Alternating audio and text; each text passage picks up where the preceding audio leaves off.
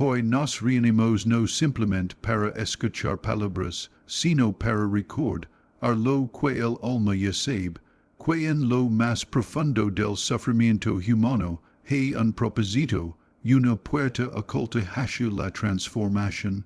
Vivimos atrapados, muchas veces, en un ciclo de dolor emocional, que pers repetirse como una sombra que nos sigue, pero, y si es dolor no fuera un castigo, sino un mensajero, y si el sufrimiento emocional no es un error de la vida, sino una iniciación espiritual. La psique humana es vasto continente lleno de arquetipos, memorias ancestrales y heridas olvidadas busca la totalidad, y para ello nos confronta, una y otra vez, con aquello que no queremos ver. Hoy hablemos del principio espiritual que tiene el poder de romper el ciclo, no como una técnica para eliminar el dolor, sino como una verdad que lo redime. Este principio no se encuentra fuera de nosotros, sino en el núcleo de nuestra sombra. Y cuando somos lo suficientemente valientes para enfrentarnos a ella, no solo sanamos, sino que nos convertimos en aquello que estábamos destinados a ser, seres humanos completos, no perfectos. El sufrimiento emocional, lejos de ser un simple accidente o una falla de nuestra naturaleza, es uno de los caminos más antiguos y sagrados hacia el autoconocimiento. En la experiencia humana, el dolor ha sido constantemente evitado, anestesiado o interpretado como señal de que algo va mal. Pero en el pensamiento profundo, el que observa la vida desde la perspectiva del alma, el sufrimiento no aparece como un enemigo, sino como un maestro. Carl Jung entendía que la psique posee un impulso natural hacia la totalidad, un proceso que él llamó individuación, la integración progresiva de todas las partes del ser, conciencia y inconsciencia. En ese contexto, el dolor emocional actúa como una brújula sagrada que nos orienta hacia las regiones internas que hemos olvidado, negado o reprimido. Cuando sentimos angustia, tristeza persistente, rabia cíclica o ansiedad sin causa aparente, no estamos simplemente enfrentando un desbalance químico o un problema de carácter. Estamos recibiendo señales del inconsciente, que busca mostrarnos que algo esencial dentro de nosotros ha sido excluido. No se trata solo de emociones desagradables, sino de mensajes simbólicos que surgen del alma profunda. Cada episodio de sufrimiento emocional tiene un rostro oculto, un aspecto del yo que desea volver a casa. Y si una necesidad no reconocida, una herida antigua nunca sanada, una parte auténtica de nosotros que fue reprimida en nombre de la aceptación social, todo dolor encierra una verdad que exige ser revelada. Ignorar el sufrimiento es como ignorar el humo que indica un fuego interno. En lugar de preguntarnos cómo elimino este malestar, deberíamos atrevernos a preguntar ¿qué quiere mostrarme este dolor? Esta inversión de perspectiva es lo que transforma el sufrimiento en guía, porque el sufrimiento no solo señala que algo duele, sino que algo está inconcluso. La emoción intensa que regresa una y otra vez no lo hace por crueldad del destino, sino por insistencia del alma. Ella no se rinde en su búsqueda de completitud. Nos empuja hacia adelante, incluso cuando retrocedimos. Y cada vez que negamos esa llamada, el ciclo se repite, a menudo con mayor intensidad. El alma tiene memoria, y recuerda todo lo que la mente consciente olvida o reprime. Recuerda los momentos de abandono, de humiliación, de pérdida, de silencio. Recuerda las veces en que se traicionó para ser aceptada, para sobrevivir. Esas memorias no desaparecen, sino que se alojan en el inconsciente, why desde ahí moldean nuestras emotions, relations y patrones de comportamiento. El sufrimiento emocional es el lenguaje mediante el cual estas memorias llaman nuestra atención. No con palabras, sino con síntomas, vacío, insatisfacción, tristeza sin causa, compulsions, sabotage. Cada uno de estos síntomas es una expresión simbólica del alma que quiere reconciliarse con lo que ha sido fragmentado. Jung decía que el encuentro con uno mismo es, para muchos, algo desagradable, y con razón, porque implica mirar aquello que no nos gusta ver. Pero también afirmaba que lo que no se es consciente se manifestará en nuestra vida como destino.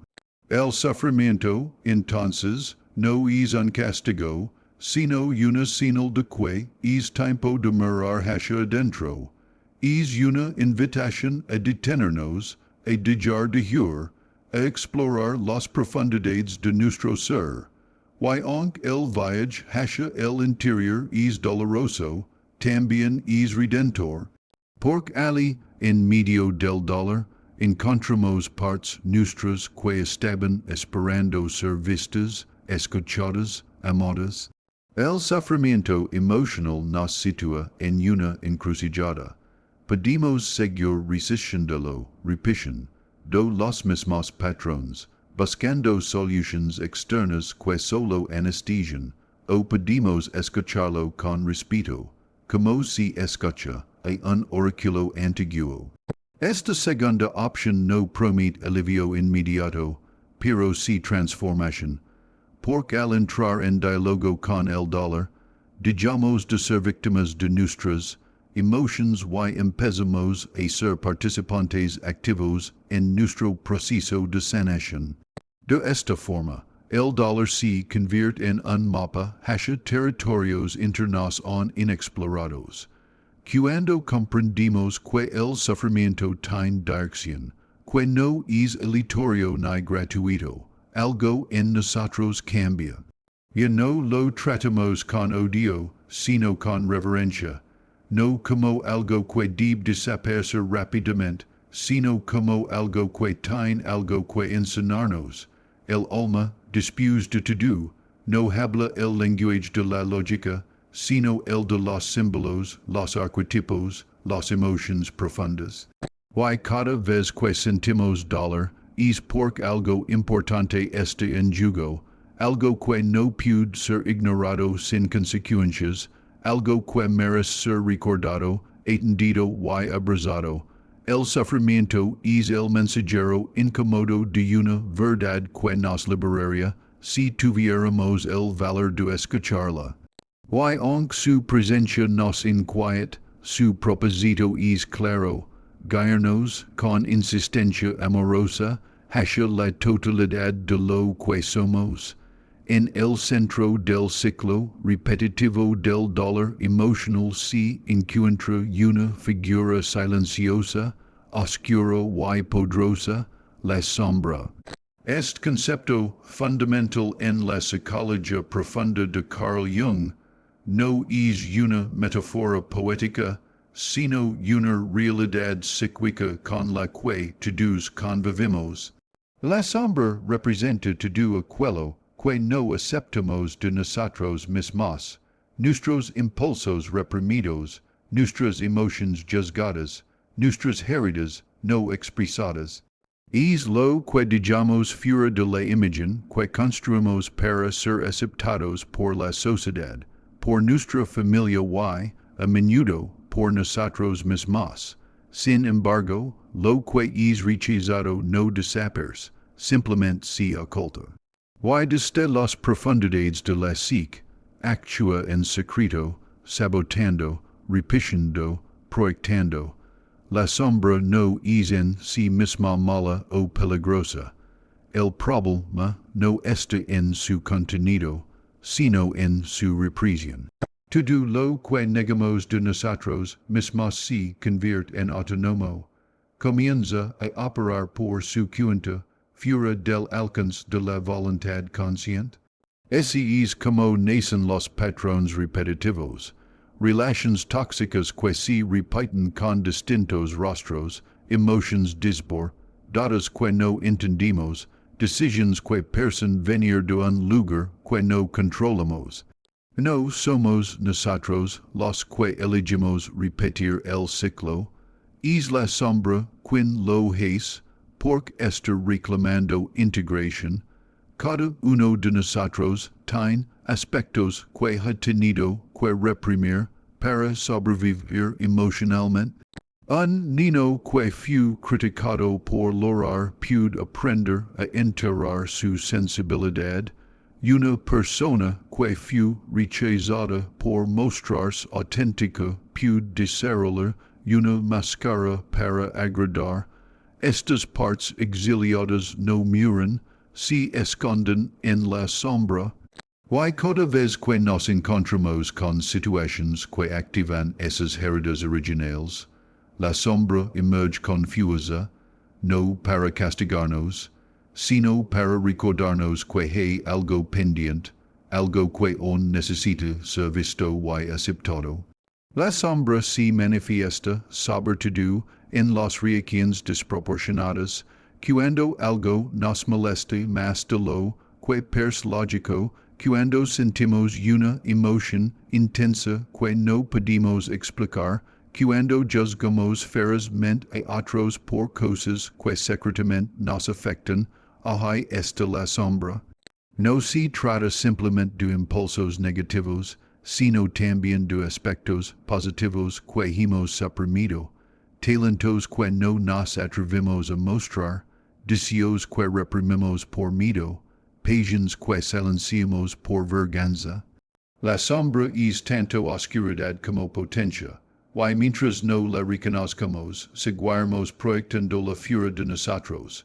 Proyectar es una forma inconsciente de descargar lo que no podemos admitir dentro.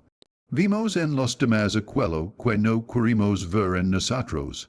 Acusamos, culpamos, idealizamos o demonizamos porque no hemos hecho el trabajo de integrar nuestras propias partes divididas.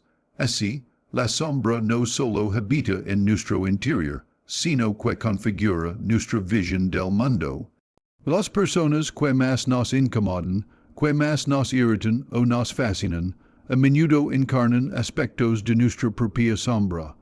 Y esto es esencial para entender por qué el dolor emocional se repite. No estamos siendo perseguidos por la vida, estamos siendo convocados por nuestra totalidad. La integración de la sombra no significa justificar el daño ni entregarse a los impulsos destructivos. Significa traer a la conciencia lo que antes era inconsciente, mirar lo que evitábamos mirar, escuchar lo que habíamos silenciado. Es un acto de profunda honestidad interior, y solo cuando podemos sostener con compasión nuestras propias contradicciones, nuestras heridas, nuestra humanidad sin adornos, comenzamos a salir del ciclo. No porque hemos vencido a la sombra, sino porque hemos dejado de luchar contra ella. En lugar de guerra, ofrecemos diálogo. En lugar de juicio, reconocimiento. Esta integración requiere valor, porque implica una confrontación radical con uno mismo. Pero también requiere guía interior, una actitud espiritual que nos permita ver el proceso no como una amenaza, sino como una oportunidad de expansión. Jung decía que el oro está en la sombra. Lo más valioso de nosotros mismos nuestro poder creativo, nuestra capacidad de amar, nuestra autenticidad más profunda, muchas veces ha quedado atrapado en lo que rechazamos. Al explorar y liberar esa energía contenida, nos convertimos en versiones más completas y más reales de quienes somos.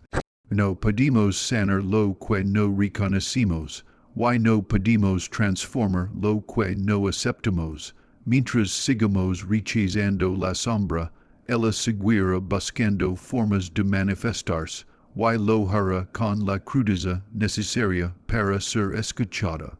Por eso, el ciclo de dolor emocional no se rompe con fuerza de voluntad ni con pensamiento positivo, se rompe con conciencia. Se rompe cuando dejamos de vivir fragmentados, cuando damos espacio a lo que fue exiliado, cuando nos sentimos frente a nuestra sombra no como enemigos, sino como testigos dispuestos a recordar lo que hemos olvidado. La sombra no busca dominarnos, sino liberarnos del peso de la inconsciencia. En medio del caos emocional, cuando el dolor parece no tener fin y el alma se desgasta repetición, do los mismos patrones, surge una necesidad profunda de encontrar algo más allá de la mente que analiza, del ego que se defiende o del cuerpo que reacciona.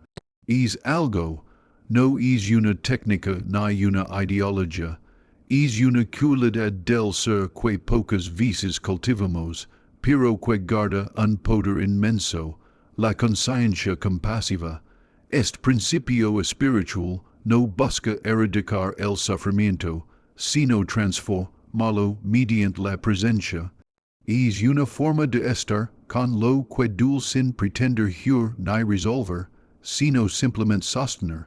En el núcleo de esta presencia se encuentra una paradoja, que al dejar de luchar contra el dolor, comenzamos a liberar su energía atrapada.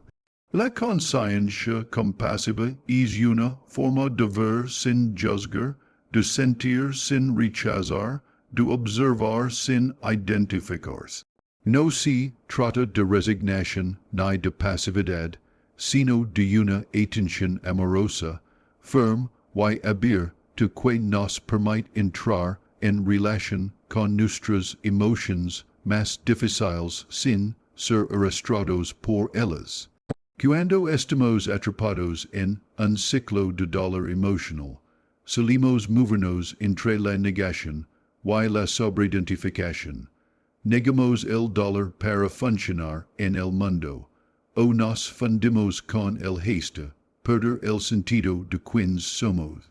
La conciencia compasiva nos ofrece una tercera vía, la posibilidad de presenciar el dolor sin convertirnos en él. Esta cualidad de conciencia no proviene del intelecto, sino de un lugar más profundo y más silencioso.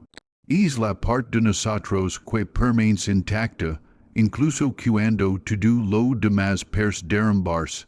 Es la chispa de lo sagrado en la psique, lo que Jung podría llamar el mismo, el centro organizador de la totalidad psíquica, que observa sin fragmentar. Desde esta presencia, no se niega la tristeza, ni se minimiza la rabia, ni se reprime el miedo. Todo se permite, todo se acoge, porque se comprende que cada emoción lleva consigo una parte legítima del alma que necesita ser escuchada. Cuando permitimos que esta presencia compasiva emerja, algo empieza a cambiar. La emoción deja de ser un monstruo que amenaza con devorarnos y se convierte en una energía que quiere ser reconocida. El llanto ya no es un colapso, sino una liberación. La ira ya no es un ataque, sino un grito de límites vulnerados. El miedo ya no es debilidad, sino una señal de sensibilidad interna. La conciencia compasiva no interpreta, no diagnostica, no clasifica, simplemente sostiene.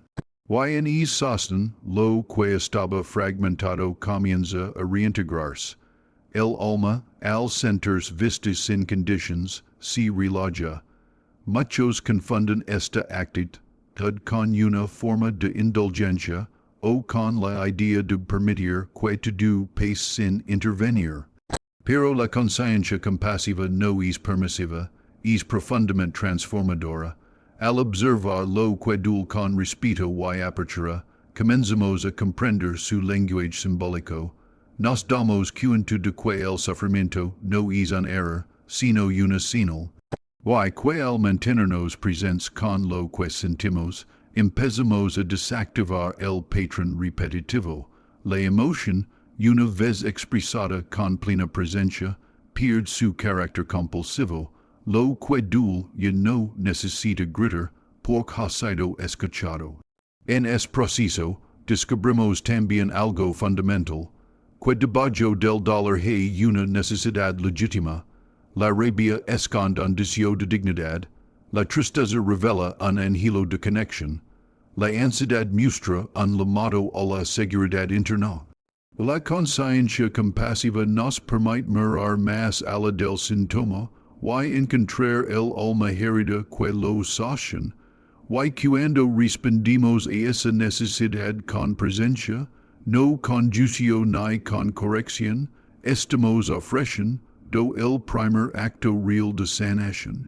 Jung decía que uno no se ilumina imaginando figuras de luz, sino haciendo consciente la oscuridad, pero para hacer eso, se necesita una luz que no sea agresiva, que no quime ni exija, sino que acompañe. Esa luz es la conciencia compasiva, no se impone, no obliga, pero ilumina confusa lo que ha permanecido oculto, y al hacerlo, disuelve suavemente la identificación con el sufrimiento. Nos damos cuenta de que somos más que nuestras emociones, más que nuestras heridas. Somos el espacio que los contiene, el testigo silencioso que puede sostener lo todo sin quebrarse. En la práctica, este principio espiritual se cultiva a través del silencio interior, de la atención plena, de momentos de pausa en los que simplemente nos permitimos estar con lo que hay, sin modificarlo. Es una forma de espiritualidad encarnada, no basada en dogmas, sino en experiencia directa, no requiere creencias, solo presencia. Y esa presencia, con el tiempo, se convierte en refugio, en guía, en medicina. Ali donde antes había una reacción automática, ahora hay una respuesta consciente. Ali donde había repetición ciega, ahora hay elección. La conciencia compasiva no elimina el dolor, pero le cambia el significado. Y en ese cambio, el ciclo comienza a romperse. Una de las dinámicas más poderosas y menos comprendidas en el ciclo del dolor emocional es la proyección. En términos simples, proyectar es atribuir al mundo exterior aspectos de nuestro mundo interior que no hemos reconocido o integrado. Es un mecanismo inconsciente, automático y profundamente humano. Proyectamos nuestras sombras, nuestras heridas, nuestras inseguridades y también nuestras cualidades no aceptadas sobre las personas que nos rodean. Y lo hacemos porque es más fácil ver en el otro lo que no soportamos ver en nosotros mismos. Pero este acto aparentemente defensivo se convierte, con el tiempo, en una cárcel, una prisión emocional que nos mantiene reaccionando ante imágenes distorsionadas, sin ver la verdad del otro ni la nuestra. En la proyección, el mundo se convierte en un espejo, aunque muchas veces lo interpretamos como una amenaza. Sentimos rechazo hacia alguien sin una razón clara, y no vimos que tal vez esa persona encarna un rasgo que hemos reprimido. Nos herida profundamente un comportamiento, sin advertir que es mismo impulso existe en nosotros, solo que bajo otra forma o en otro contexto. A veces incluso idealizamos a alguien, colocándolo en un pedestal, porque no hemos reconocido nuestras propias capacidades o virtudes. Así, la proyección no es solo negativa, también ocurre cuando negamos nuestra luz y la vimos reflejada en otros. es preciso es clave para entender por qué sufrimos de forma cíclica, porque mientras proyectamos no asumimos responsabilidad sobre nuestras emociones. Creemos que el malestar viene de fuera, que los demás son la causa de nuestra rabia, tristeza o inseguridad. Esto nos condena a repetir situaciones similares con diferentes personas, esperando que el mundo cambie, sin ver que el origen del conflicto está en lo no resuelto dentro de nosotros. Jung afirmaba que todo lo que nos irrita en los demás puede llevarnos a un mejor entendimiento de nosotros mismos, pero eso requiere de tener la reacción automática y mirar con honestidad a lo que estamos proyectando. En el momento en que reconocemos una proyección, comienza un proceso alquímico. Se abre un espacio entre el estímulo y la respuesta, entre lo que vimos afuera y lo que sentimos adentro. Este espacio es sagrado porque en él podemos elegir. Podemos preguntar, ¿qué parte de mí se está activando aquí? ¿Qué herida está hablando? ¿Qué rasgo estoy rechazando que también vive en mí? Esta observación no es fácil, porque confronto al ego con sus puntos ciegos.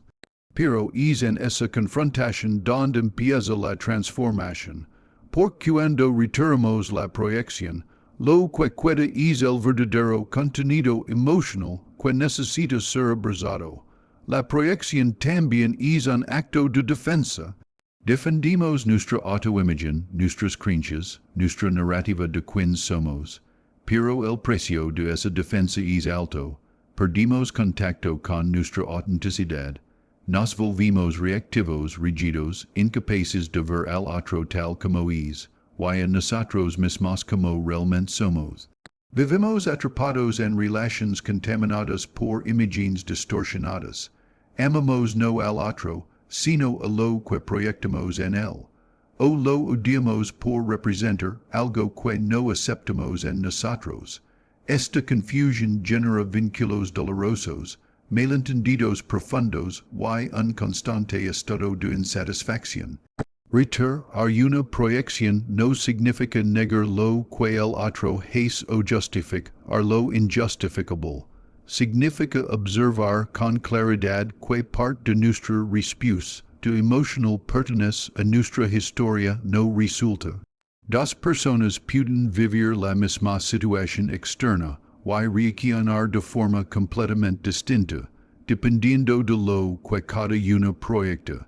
Eso nos muestra que el dolor emocional no depende solo de lo que ocurre, sino de cómo lo interpretamos y desde qué heridas lo vivimos.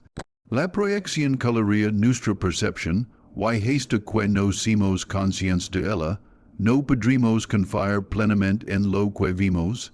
Este proceso de deshacer proyecciones es profundamente liberador, nos devuelve poder.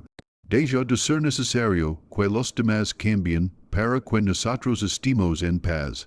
Dejamos de pedir al mundo que nos valide, que nos repare o que se acomode a nuestras heridas. Recuperamos la capacidad de responder desde nuestro centro, no desde nuestras creencias. Comenzamos a ver al otro no como una amenaza o una fuente de salvación, sino como un ser humano completo, como nosotros, también en proceso. La conciencia de la proyección nos invita a una espiritualidad encarnada, una forma de vivir con los ojos abiertos, dispuestos a usar cada interacción como un espejo, no para juzgarnos, sino para conocernos, para integrar lo que hemos negado, tanto en la sombra como en la luz, porque no solo proyectamos lo que nos avergüenza, también proyectamos lo que admiramos y sentimos que no merecemos, y cuando reconocemos eso, podemos empezar a reclamar como propio aquello que antes creemos ajeno. Podemos dejar de buscar afuera lo que siempre estuvo dentro, podemos comenzar a amar con menos ilusión y más verdad, en el corazón de todo ciclo de dolor emocional hay una historia, no una historia cualquiera, sino una narrativa interior que hemos repetido durante años, incluso décadas. Esta narrativa está tejida con hilos invisibles, experiencias de la infancia, creencias heredadas, patrones familiares, silencios cargados de significado, heridas no dichas. Sin darnos cuenta, vivimos dentro de estas historias como si fueran la única realidad posible. Nos decimos cosas como, yo no soy suficiente. El amor siempre duele. No se puede confiar en nadie. Si me muestro vulnerable, me distraen. Y esas frases, aunque a veces apenas los notamos, actúan como guiones inconscientes que nos llevan a repetir una y otra vez el mismo tipo de relaciones, de conflictos, de abandonos. La narrativa interna no es solo un pensamiento. Es un filtro emocional, una estructura que da forma a cómo interpretamos el mundo. Dos personas pueden vivir una situación similar y reaccionar de forma completamente distinta, dependiendo de la historia que se están contando. Si mi narrativa es que nadie me escucha, cada vez que alguien interrumpe mi hablar, sentir una herida desproporcionada. Si mi historia interna es que tengo que demostrar constantemente mi valor, vivir a cada crítica como una amenaza existencial. Lo que importa no es solo lo que ocurre, sino lo que creemos que significa. Y esas creencias, cuando no se examinan, se convierten en cárceles. Estas historias suelen nacer en la infancia, cuando nuestro mundo emocional aún es muy vulnerable y dependiente. En esos años formativos, cada gesto, cada ausencia, cada palabra tiene un peso inmenso. Si un niño loro y es ignorado, puede empezar a creer que sus emociones no son importantes. Si busca apoyo y encuentra rechazo, puede desarrollar la idea de que no merece ser amado. Aunque estos eventos pueden parecer pequeños desde la lógica adulta, en el mundo interno del niño se convierten en verdades fundamentales, y con el tiempo, esas verdades se vuelven parte del tejido identitario. El problema es que estas historias no se cuestionan fácilmente. Como están tan profundamente arraigadas, no nos damos cuenta de que las estamos viviendo. Parecen hechos, no interpretaciones. Pero lo que Jung comprendió profundamente es que hasta que no hacemos consciente lo inconsciente, seguiremos llamando destino a lo que en realidad es repetición. Nuestras narrativas internas son mapas emocionales que determinan hacia donde miramos, que relaciones atraemos, cómo nos tratamos a nosotros mismos. Y si no los revisamos, terminamos reviviendo el pasado en el presente, esperando resultados distintos de las mismas cosas.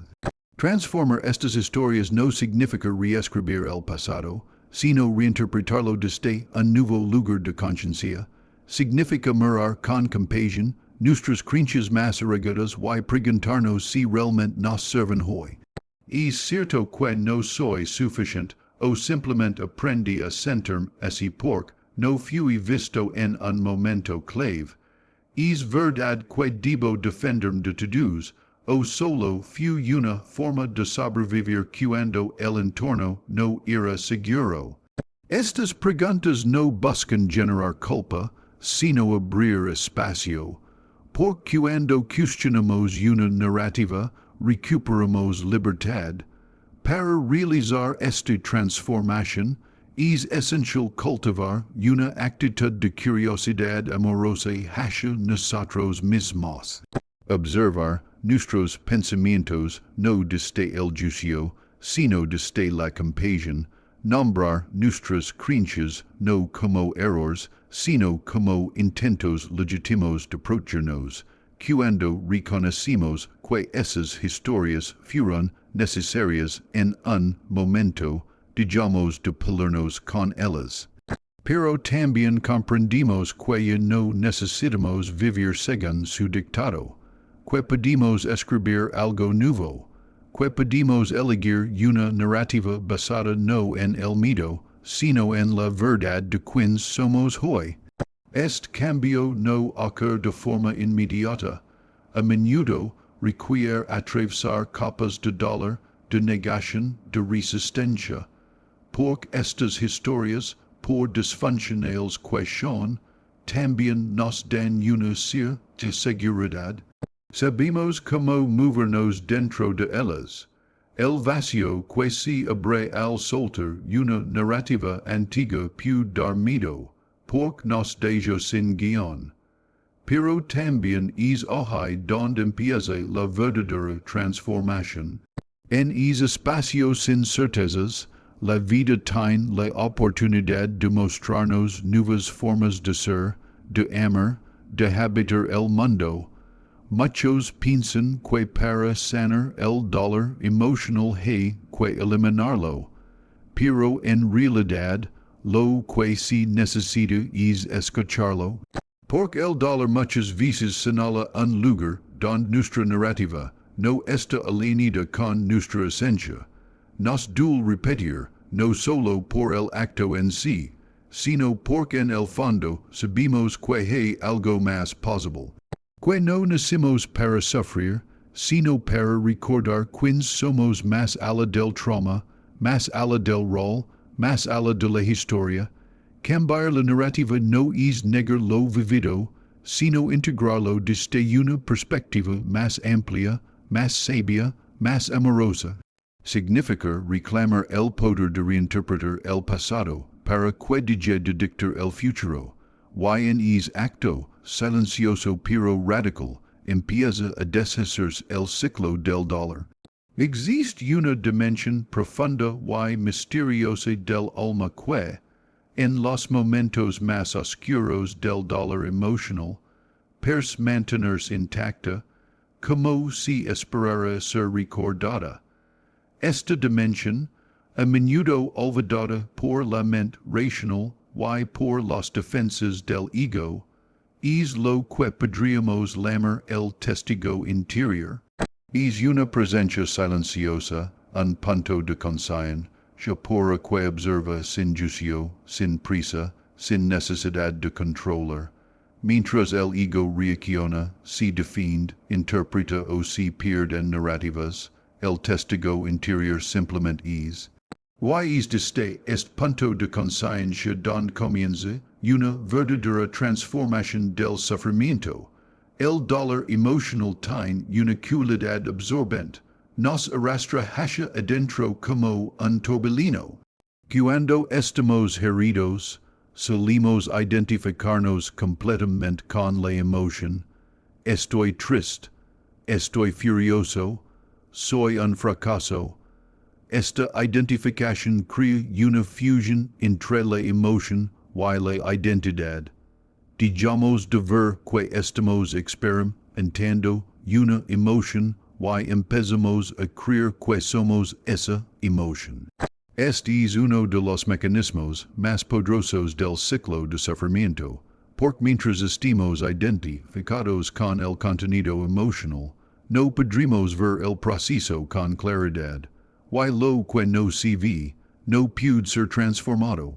Aquí es donde entra el testigo interior, no es una figura externa ni una técnica mental, es una cualidad esencial del ser humano, una capacidad de observar sin quedar atrapado. Jung hablaba del sí mismo como el núcleo profundo y trascendente de la psique, que incluye pero trasciende al yo.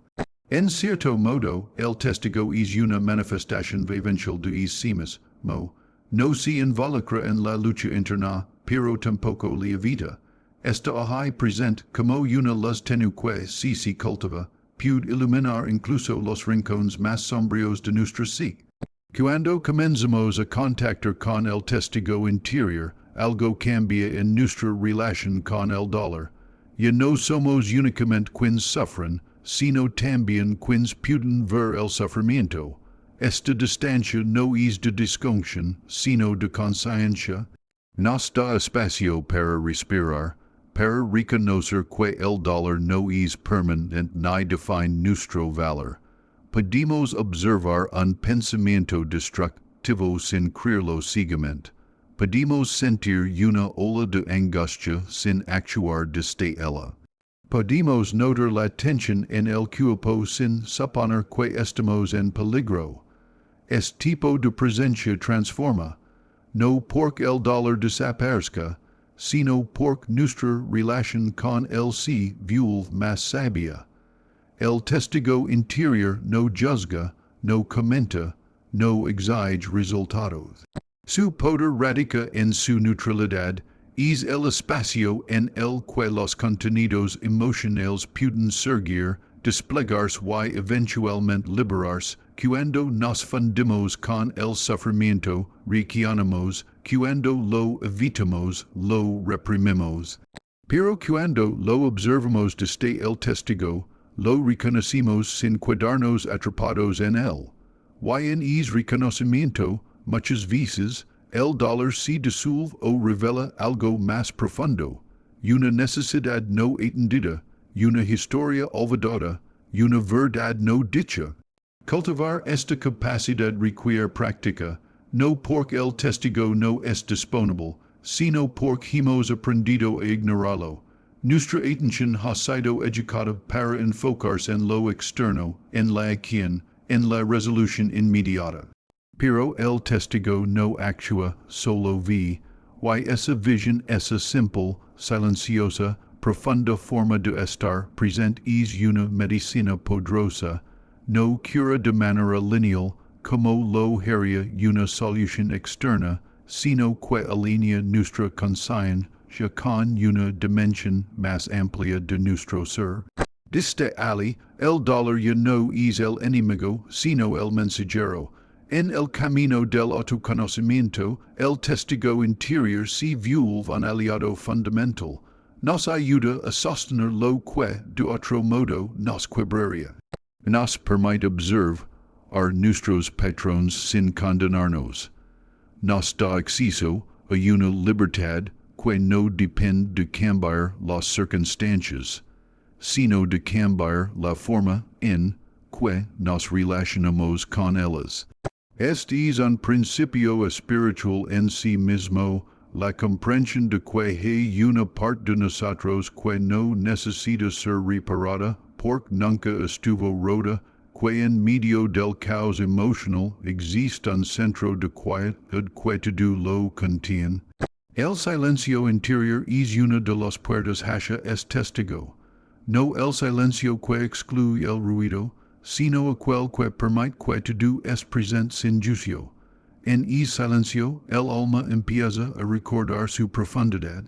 Ya no vivimos desde la superficie del yo, sino desde el fondo del ser, y desde allí todo cambia de saber, incluso el dolor, ya no es una amenaza, sino una oportunidad de mirar más profundamente, de volver a casa, de reencontrarnos con ese parte de nosotros que siempre supo cómo sostenernos. En momentos de crisis, cuando todo parece colapsar, extra al testigo puede parecer imposible, pero incluso entonces, esta ahí, no exige que estemos bien, solo nos invita a mirar. A detenernos por un instante y darnos cuenta, estoy sintiendo esto, pero también hay algo en mí que puede observarlo. Esa pequeña distancia es breve reconocimiento, es una semilla de libertad, no una libertad idealizada, sino una que se construye desde dentro, desde la capacidad de sostenernos en medio de todo lo que sentimos.